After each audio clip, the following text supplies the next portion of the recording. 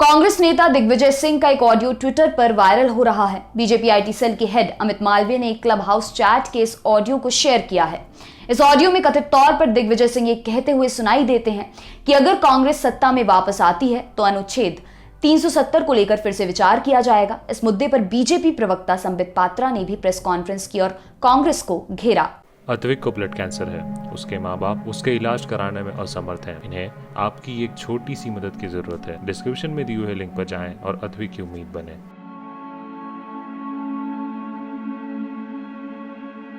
जानते हैं इस ऑडियो में क्या है। जिस क्लब हाउस ऑडियो को अमित मालवीय ने ट्वीट किया है उसमें दिग्विजय सिंह कहते हुए सुनाई देते हैं, जब कश्मीर से आर्टिकल 370 हटाया गया तब वहां लोकतंत्र नहीं रहा, वहां इंसानियत नहीं रही क्योंकि सभी को जेल में बंद कर दिया गया।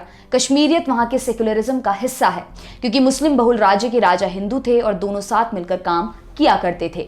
बल्कि कश्मीर में कश्मीरी पंडितों को आरक्षण दिया गया था। आर्टिकल 370 को हटाया जाना एक दुखद फैसला था और जब कांग्रेस सत्ता में वापस आएगी तो 370 को लेकर फिर से विचार करेगी। इस ऑडियो को बीजेपी आईटी सेल के हेड अमित मालवीय ने 12 जून की सुबह ट्विटर पर पोस्ट किया। उन्होंने लिखा, क्लब हाउस चैट में राहुल गांधी के करीबी दिग्विजय सिंह ने एक पाकिस्तानी पत्रकार से कहा कि अगर कांग्रेस सत्ता में आती है तो आर्टिकल 370 पर पुनर्विचार किया जाएगा। सच में यही तो पाकिस्तान चाहता है।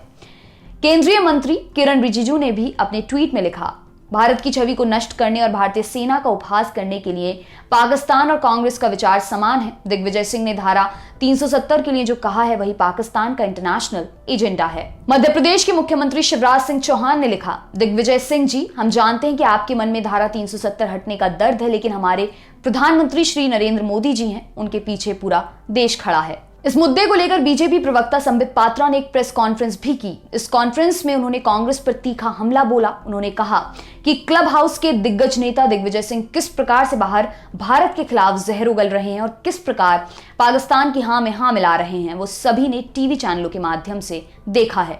उन्होंने आगे कहा, ये वही दिग्विजय सिंह है जिन्होंने पुलवामा हमले को एक दुर्घटना मात्र बता दिया था। इन्होंने ही 26/11 के हमले को आरएसएस की साजिश बताया था और उस समय पाकिस्तान को क्लीन चिट देने का भी प्रयास किया था।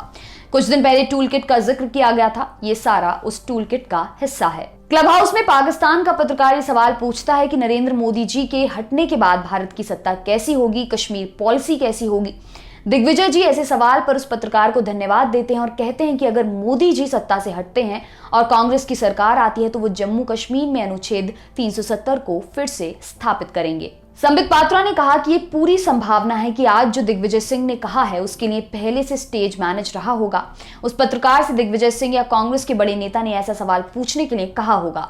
मैं निवेदन करता हूं कि कांग्रेस पार्टी अपने नाम को बदले, वो INC को बदलकर ANC यानी कि एंटी नेशनल क्लब हाउस कर दे।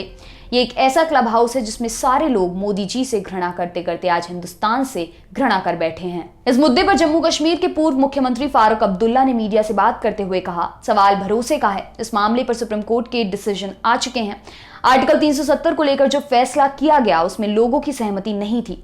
दिग्विजय सिंह के बयान का मैं दिल से स्वागत करता हूं। मैं उम्मीद करता हूं कि सरकार इस बारे में पुनर्विचार करे। इस पूरे मामले पर बीजेपी कांग्रेस को घेर रही है। वहीं दिग्विजय सिंह ने भी अपनी बात एक ट्वीट के माध्यम से रखी है। उन्होंने लिखा है कि अनपढ़ लोगों की जमात को शैल और कंसीडर में फर्क शायद समझ में नहीं आता। इस मामले में कांग्रेस पार्टी की ओर से अभी तक कोई बयान जारी नहीं किया गया है।